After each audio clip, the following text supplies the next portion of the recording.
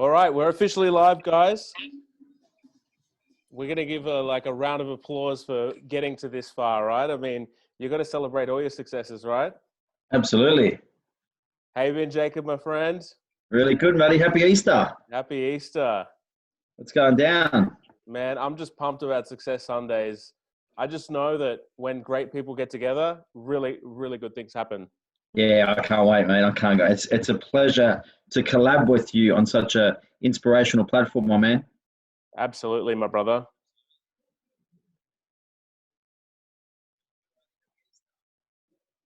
Give me one sec, Jacob. I'm having some technical difficulties. All good, all good. Take your time.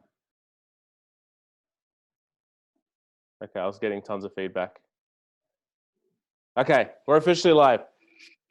Jacob, tell How me, you doing? what is it, man? We're getting so many questions here. We're getting people saying, like, what does it take to be successful? I've had inboxes of people telling me, like, how do you pivot my business? How do you do X, Y, Z? So people are on the edge of their seats trying to figure out what to do during this world crisis. What's Jacob Galea's take on what's going on in the world today? Yeah, look, I think first of all, Oscar, first and foremost is you got to keep focus on your goals, right? You got to have your focus board. You got to have your goals. You've got to know. You've got to have your end game in top of mind, because no matter what you go through in life, whether it's COVID-19 or whether it's death in the family, or whether it's a car breakdown, or whether it's a business opportunity that goes wrong, no matter what happens, and things are going to happen in life and in business. The number one thing that I'm telling my clients at the moment, Oscar, is stay focused, because where people derail now is they're not focused, and they're so focused on everything else that's happening in the outside world that they're not looking what's happening on the inside of their business. And you got to stay focused in times like this, Oscar. That's you got to keep your eyes on the prize. That's the name of the game right now. Absolutely, and in a world of distraction, I feel like being able to focus on one thing is almost like a superpower now, because we live in an age where there's just so much distraction. There's so many things trying to take our attention. There's so many people asking us for questions. So how, Jacob, when people are so fragmented and the news is going on, they're getting notifications, what should people be focusing on right now? Yeah, look, I think first and foremost, you have to focus on yourself, because health is wealth, first and foremost. So at times like this, you can't afford to get sick. Health is wealth. You got to focus on you. You got to focus on those around you. If you're a family person and you got a family, you got to focus on them and make sure that they're okay. Because mentally, this is a tough gig. What's going on now? Yeah. So your mindset and focusing on us mentally, Oscar, is paramount to the game. Because as if you're like you're the head of your family, you're the head of your business. If you're not on game and you're worried about what's going on in the media now, you're going to lose sight of everything that's going on in your amazing empire that you're building. Yeah. And so especially guys like us that are doing so many things at once, what you can't afford to do is let one little thing to the left move you, in the wrong direction. You got to stay on your highway of success, Oscar. That's what we've got to help these guys do every Sunday. Yeah, absolutely. So James, Julie, I can see that you're joined, and I've got other people here waiting to join as well. You guys are going to get an opportunity to ask a question. I would ask, if you feel comfortable, turn on your video, because we want to create a collaborative environment here. So, this is a room full of high performance people, and being in a collaborative room means that you're going to grow, like just by nature of being in this type of environment. So I would invite you guys, if you feel comfortable, to show your video. And if not, that's cool. But maybe you can jump in later and ask a question if during the Q&A session. Absolutely. Julie, can you just test your microphone quickly? Give it a quick 1-2 mic check. I can see she's off mute. I wonder if that's my dog or Jacob's dog in the background. But anyway, let's keep going. All right. So you mentioned keeping focused. You mentioned not losing your eye off the prize. What are some practical ways people can keep focused, and what should they even focus on? Yeah, look, I think first and foremost, one of the most practical ways is, if you haven't already, is have a goal list. Have your top 10 goals on what you're working on at the moment, at home, What are you aiming for? What are you working on?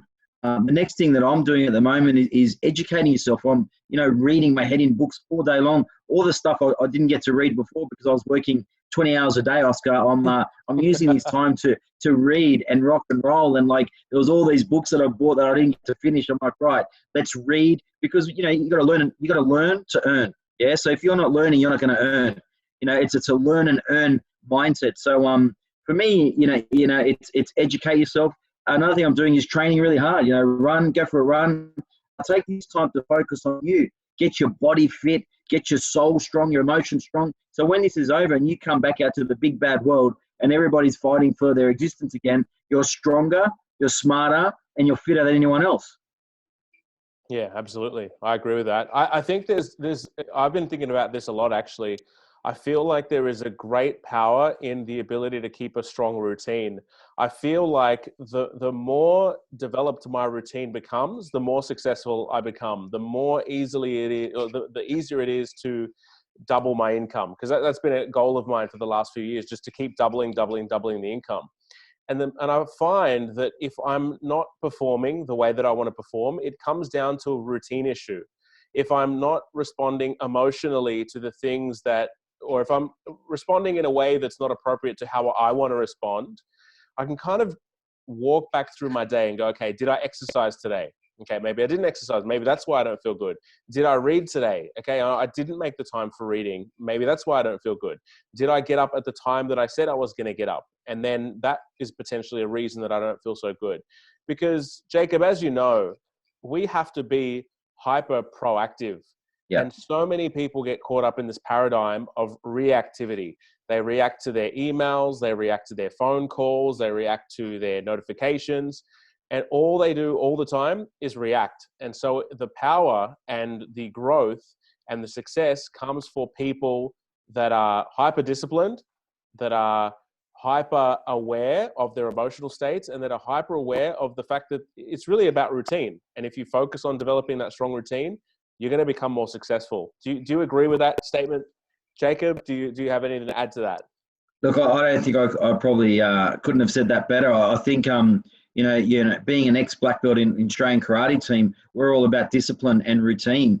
It's all about what's your daily routine, and the biggest routine, I think, what we need to bring to Success Sundays is what's your mental routine, because mental preparation for me is 95% of the game. If you're prepared, you think about a lawyer working on a case, or you think about a consultant working in a company like we do.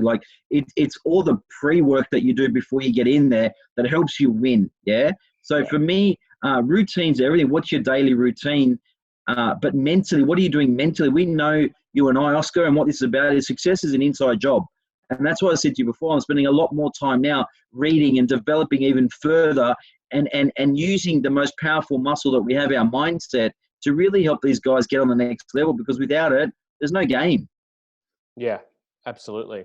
I fully agree with that.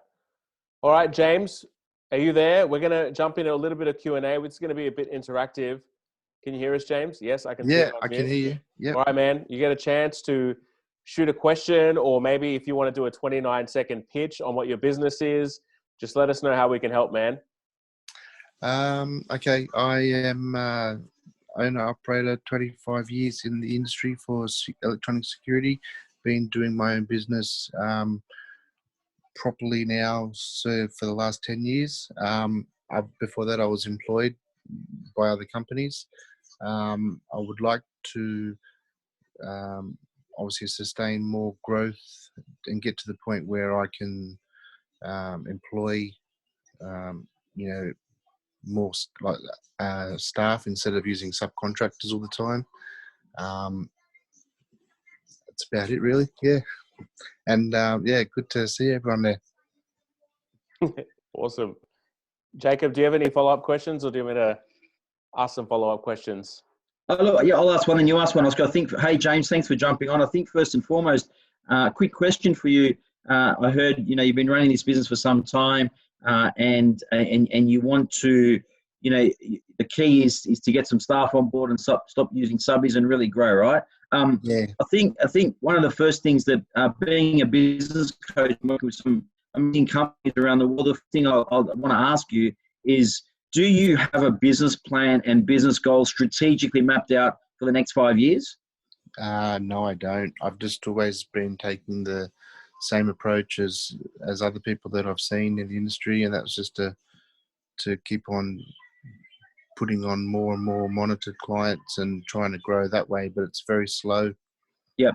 So, and that's why I bring this up, James. What's really important is if you fail to plan, you're planning to fail, right? It's that simple. If you always do what you've always done, you'll always get what you've always got. What's really important for you now, James, is that you've got to put your pen to paper. You've got to work with some amazing people, whether it's a board of advisors, mentors, coaches, Oscar and Jacob, whatever it is. You need to get around some amazing people that can help accelerate your company growth. They can give you real strategies to take your company to a level that you're struggling to get to the next level by yourself. Because, look, even people like Oscar and I, like I run mentoring groups around the world. I still pay for a mentor. I still have people to push and drive me and make sure that my goals are being hit on a weekly basis. So for me, before Oscar jumps on for some advice for you, James, for me, you got to get a plan in place, man. You got to get a 5-year plan in place. Look, do a 12-month, do a 3-year and a 5-year, get some plans down. Let us know what your long game is, where you want to be in 5 years, and then we can build a business around that. Yep. Yeah, I like the advice. That's awesome, man. It is my honest take on it is that it is about the plan, because the plan will determine what you do in any given day, and the plan will determine where there are deficiencies within your business. And it's just like going to the doctor and getting a vitamin, right? You got to figure out what the symptoms are of your business. And you mentioned there, James, that you seem to be doing similar things that the other industry members are doing. But the reality of life is that there's only top 3, top 2, top 1% of people that truly live the life of their dreams. There's only a very small handful of people that live the life on their terms, that live exactly the way that they want. And so if you want to live in that capacity, then you can't follow what the crowd's doing. You can't follow what everybody else is doing. And so my suggestion to you would be to develop a narrative around what you want your life to look like. So in terms of planning, why is it that you want to grow your own team? I can answer that for you. I mean, if you grow your own team, you're going to be able to have better employees. You're going to be able to build a culture of success. You're going to be in an environment where success breeds more success rather than just using subbies all the time. And so it really comes down to, well, where are the areas that you've got to develop and grow?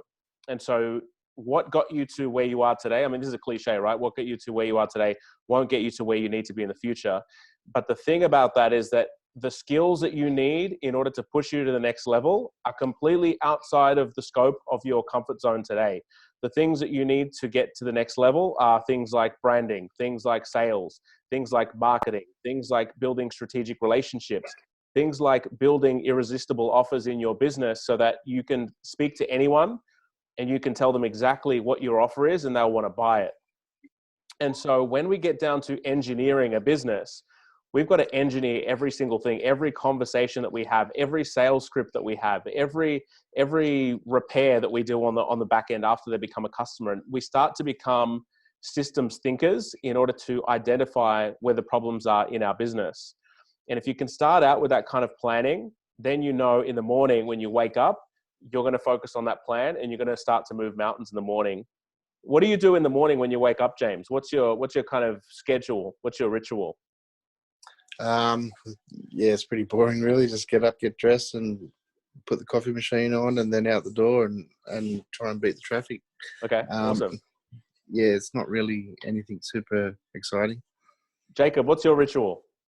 Oh, look, I think, James, that's listening to you now is an even better opportunity for you, because Oscar's spot on, man. Like, if I tell you my ritual, I'm up at like 4:30 in the morning. I put the coffee on like you, but I'm watching CNBC. I'm watching the global business markets. I want to know what's happened the night before in business. I'm reading the financial review cover to cover. So before I've gotten into the office, I already know what's going on in the Australian business market. I want to know what companies are doing. I want to be on the ball before most people have woken up. I want to know what's going on. So I think Oscar's got a massive point here in regards to what do you do in the morning, because the morning sets you up. I plan my day the night before. So by Yeah, me 5, too. 6 o'clock the night before, I'm planning my next day, where I am, what I'm doing, and how I'm going to rock and roll, down to, the protein bars I'm putting in my bag because I want to eat right and have fuel for the gym in the afternoon. So, for me, James, you've got to if you pivot a little bit to a planning routine of, right, I'm going to get up. James, what time do you get up in the morning? About 5:30, somewhere around there. Perfect. So if you get up around 5:30, and still put your coffee on, but just change what you do. So while you've got your coffee, read the financial review, flip through it, learn about what's going on in the business world, educate your mindset straight away, get a list of phone calls you're going to make in the car on the way to the office to talk to clients. You're already on the ball. By the time you've got to the office, you've done a good an hour and a half's worth of educational intelligence, which is going to help you change the game, man. And I love what Oscar said too, which was, James, don't just be like your competition. Destroy them, man. Destroy them. Business is all about disruption today. Like, I don't want to be like my competition. Like, you want to destroy them. Disruption to you, brother. Yeah. Hey, James, tell me what's your why, man? Have you heard that phrase before?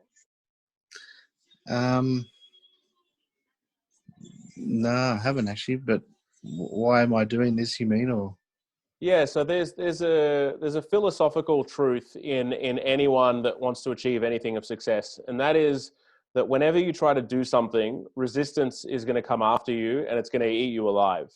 And so the one thing that you can use to rebuff or to overcome resistance is this thing we call a why. Like, why do we do it? What's our objective? So what is that, like, what's in your heart, James, that says why you want to do this? Is it a family thing? Is it a material thing? Like, why does James get up and do this? I probably just use this current job of business of mine as a catalyst to feed my latest passion of investing in real estate. I guess ultimately I want to increase my portfolio and get to a point where I don't have to worry about working. Being 42 now, I'd like to sort of get to that probably the next 10 or 15 years where I can retire early and be self-sufficient, I guess, that way. Why is that important to you, James? You talk about things like retiring early, becoming self-sufficient. Like, why is that important to you? I guess it's just one of those stresses that you don't have then afterwards. Once you've got residual income streams from different sources coming through, then will let me enjoy to do things that I've never had the time at the moment doing. Being self-employed and running a business, I find that I don't have a lot of time at the moment to do things that I want to do, I guess. Yeah. So I sort of guess I'm sort of just chasing that dream.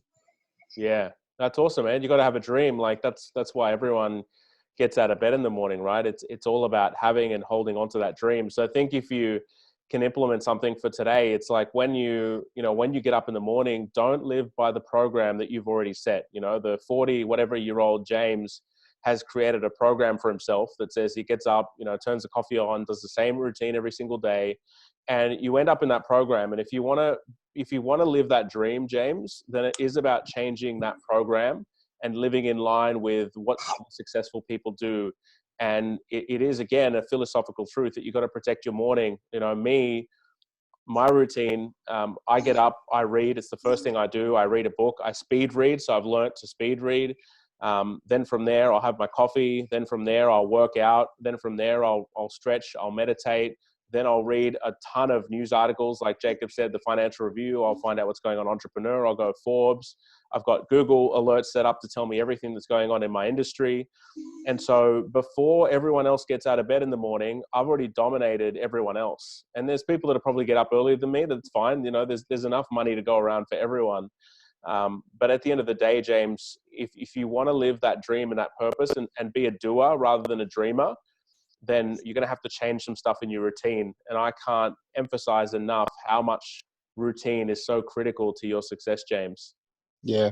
And because you're here in this crew, man, we want you to succeed. Like we want to hear the case studies. We want to hear the success stories, man. So like we're in your corner, and feel free to reach out to us. James, your goals for this week for Oscar and I in this Success Sunday group before next Sunday call is to completely change your mornings this week, and next Sunday jump on and tell us how that's been. Yep. All right. You're up for that? Yeah. I'll give it a go. Done. Awesome. I love it. Hey, Julie, can you hear us?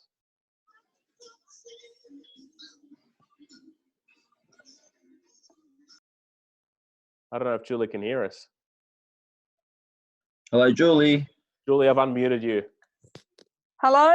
Hey, Julie, how you going? Julie? Can you hear me? I can hear you. We can hear you just fine. Oh, great. Okay, I can barely hear you guys. Really? Yeah. We can hear you just fine. Okay. Turn your volume up louder, Julie. I have. It's All right, let's go. You're nice and clear. Let's go. Talk to us. okay, so I'm at a situation where I have a business and I don't have a lease. So it's tough. Do I renegotiate or do I walk What kind away of and business start have you a got, brand Julie? new- Tell us about your business. Yeah, Julie, tell us about your business. It's a coffee shop. Okay. How long has your coffee shop been running for? Since 2008. I took it over in 2013 Yeah, whereabouts are you based, Julie? in Brisbane. Okay, give your coffee shop a plug. What's it called? Let's get you some business. Atomic Coffee and Catering. Fantastic. So everyone in Brisbane, Atomic Bomb Catering, is it? Atomic Catering? Go and support Julie. So your question is about your lease. Is that right? Tell us about that. So it expired in mid-February. We were trying to renegotiate and then Corona hit us. So now I'm thinking, is this a great opportunity to just walk away? Well, I think first and foremost, Julie, what do you want to do? I feel like I don't It feel sounds like you want to walk away. Why do you want to walk away for? Do you not like your business? it's not running well at all. I struggle with my business partner. Yeah. I know, rules that I have to maintain, like I look at my margins, I look at my profit and loss, I look at my my staff, my expense, what I'm making, what I'm losing, and I cannot control the spending. And spending in what way? Like stock. Okay. So, I've had to put things into place now where I've told them no one else can order, only me, and that puts a lot more pressure on myself. So you've been running the cafe for some time, Julie. Don't you have stats and numbers on how many coffees you're selling a day, how much sandwiches you're selling a day, so you can procure your produce strategically? Yes, I do have that information. I do, but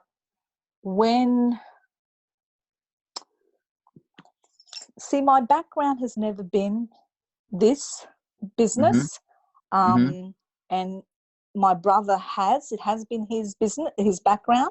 So I've sort of leaned upon him, but there are so many aspects to it that I don't know. The only thing that I do know is that it's a fantastic site. It's a beautiful place, and I'm just not doing it justice, man. I don't have all the information that I should be running it at. I'm learning basics, bits and pieces here and there to try and, if I go somewhere, I'll pick up, 30% should be, your stock. For me, I get it, Julie. For me, what you need is, look, there are beautiful people. I know some in Sydney that would fly to Brisbane tomorrow to help you. You need a consultant to come in. For example, I've spoken to consultants. They're just all over the place. They're shit. I've tried to put, experienced people in. I'm hiring the wrong people. I'm just not getting where I need to be. Okay, so what we need to do, we need to understand why you're not getting where you need to be. Oscar, does it sound like Julie's heart's in this cafe? Yeah, it absolutely does. Julie, if you'll allow me to give you some constructive feedback. You might not like it, but I've No, got mate, look, I'm open to anything. Look, because yeah. I can walk away. I don't have to kill myself. You know, I've got a golden opportunity to just go now and just take all this information that I'm learning and do something else with myself and not be, you know, time poor. Oscar, just before Oscar says so, I just want to, Oscar, just one thing. Yeah. I just want to add into Julie before you jump on. Julie, I don't think this is a question of what do I do with the cafe. I think this is an internal question for you on exactly what do I want to do and am I in the right place in my life at my age and do I want to put up with this? Because it sounds like the first opportunity you've had to get out of that lease, you're like, yep, I'm out. So I would want Oscar to dance around now with, you know, are you really, really working on what you want to do now? How do I know? I mean, I've really never had the opportunity to do whatever it is I want to do, you know? Okay, I was let me put into this situation through other circumstances. I've never owned a coffee shop in my life, you know? So let me ask you a question, Julie. What is the Yes. biggest opportunity in front of your face right now? Oh, the biggest opportunity would be to just not sign a new lease and be freed and be there for my family and take some deserved time off and look after myself. Okay, so financially, how does that plan out? Is that something that you can do or not? Basically at the point where I don't give a shit. Okay. I've just, you know, I've tried to work, to put things in place. I've tried to, you know, manage things. I turn around and then there's something else. I understand. Have you given up, Julie? Oh, I don't know. I look, I walk Yes, in you and I do. go, Yes, you do. Come on, this is a hard-hitting forum Oscar and I are putting on.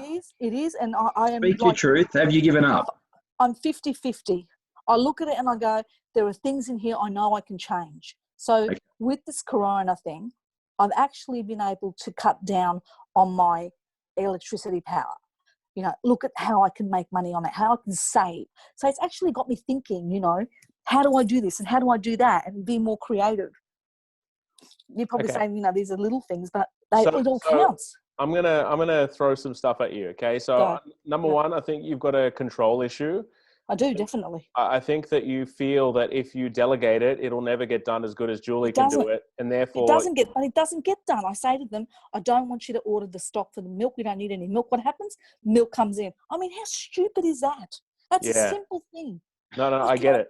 I get it. But what's going to happen, Julie, is that you're gonna. I'm just playing devil's advocate here, right? What's going to happen is you're going to leave this particular place and you're going to try to get successful somewhere else. You're going to come across the same challenges and you're going to want to give up for the same reasons.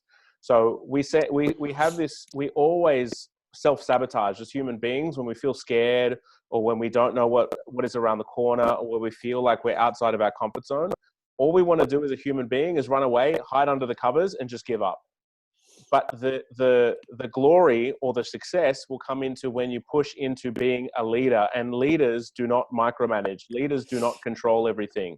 Leaders delegate and empower people to do things on their behalf. If they don't do them the way that I don't think I've got the right staff then. Everyone relies on me. Everyone wants something off me. And they're gonna think, Julie, that they've got the wrong leader. So who's wrong? Yeah. Right. If you just give people very simple instructions, maybe your instructions aren't simple enough. Maybe it's not step one, order this particular piece, this milk from this particular supplier, or when the milk jug gets half full, order new milk. Have you gone down to the level of creating those level of detailed instructions for your business? We always do a count at the end of the day. Yeah. And depending on what's there, we order or we don't order. But do you have a process for those orders, or does it come out of your head somewhere? Well, I don't normally do the milk orders, but I've had to step in to do that. Okay. So I see a major lack of process within your business. And I feel like if you spend some time on process, that issues, if you're a business owner, you're not a problem solver, you're a solution finder.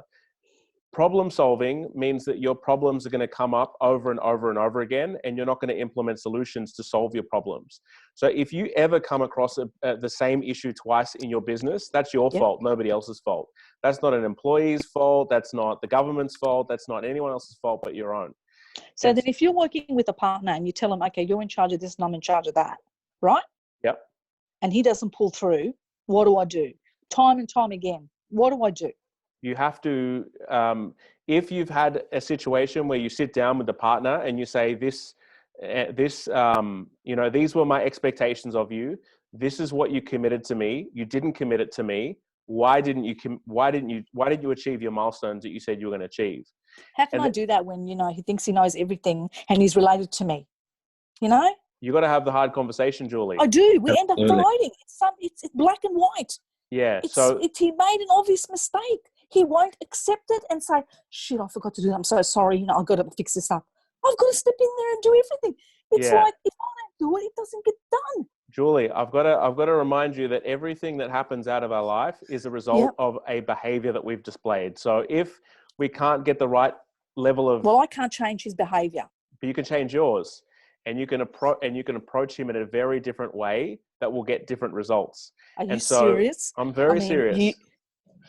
I'm very serious because the truth is, Julie, yes, like people will respond if you respond emotionally to someone, they're not going to trust you, and they're going to respond emotionally back.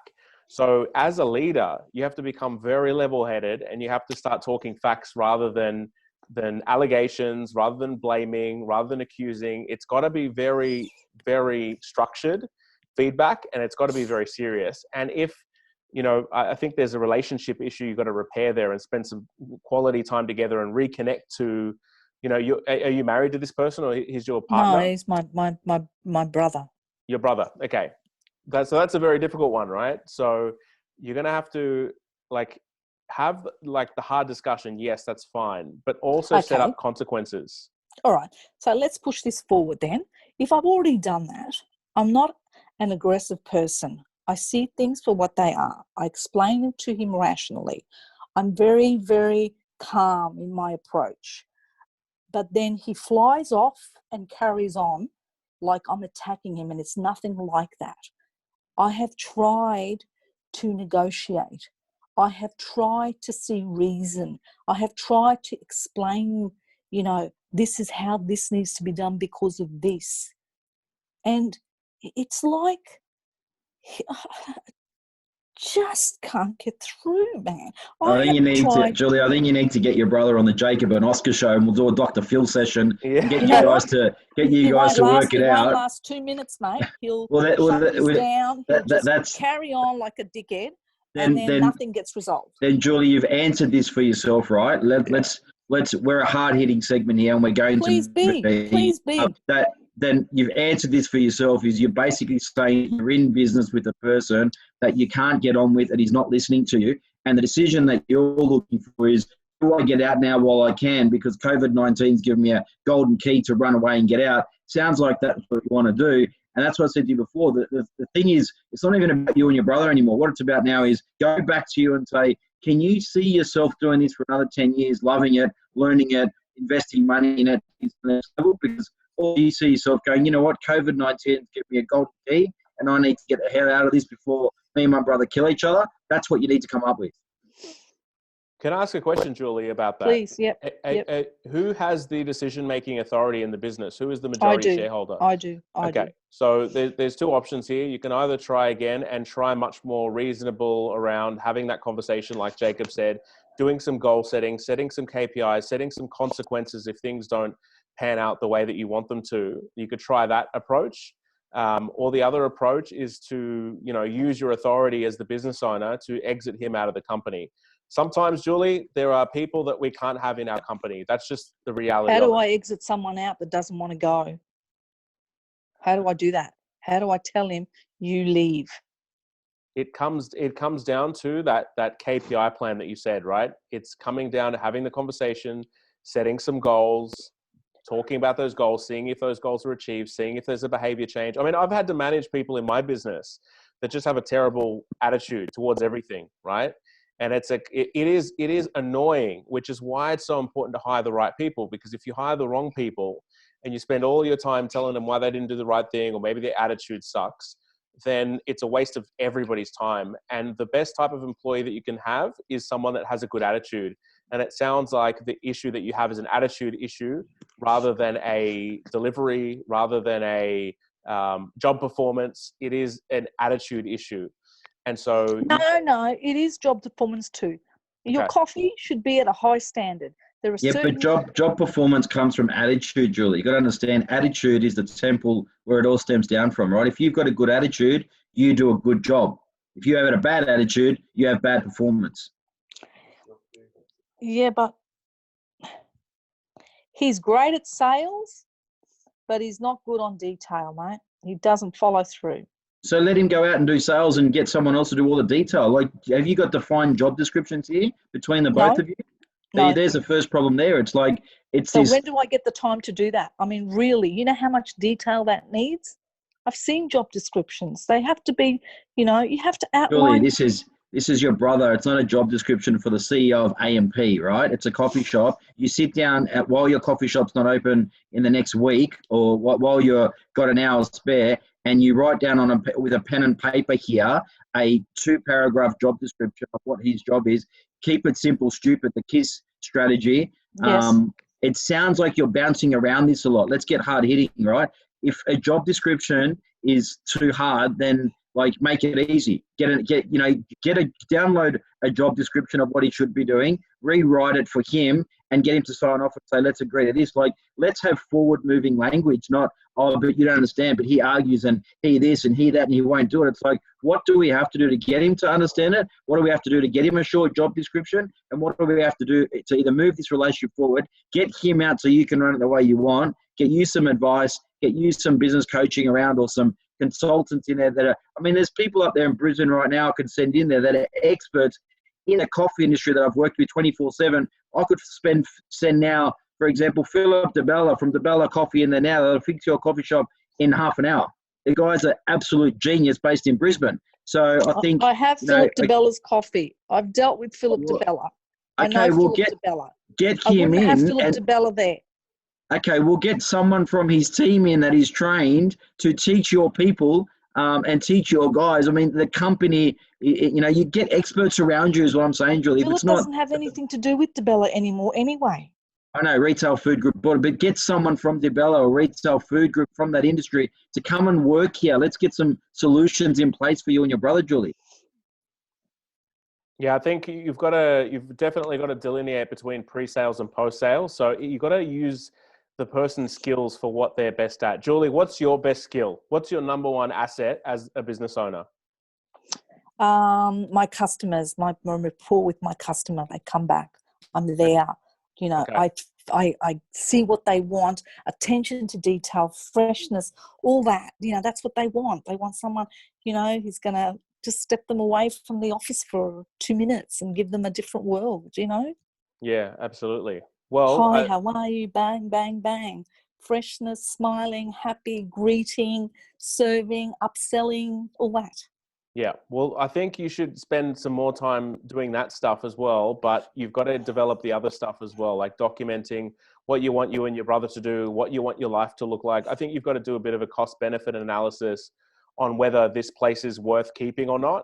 Because my fear for you, Julie, is that if you walk away from this, that maybe you might not pursue something else, or the other thing that you pursue, you're going to find yourself in the same situation. So we've got to get to the point where we are getting better and strengthening our weaknesses. Julie, I'm going to put you on mute now. Thank you so much for joining in.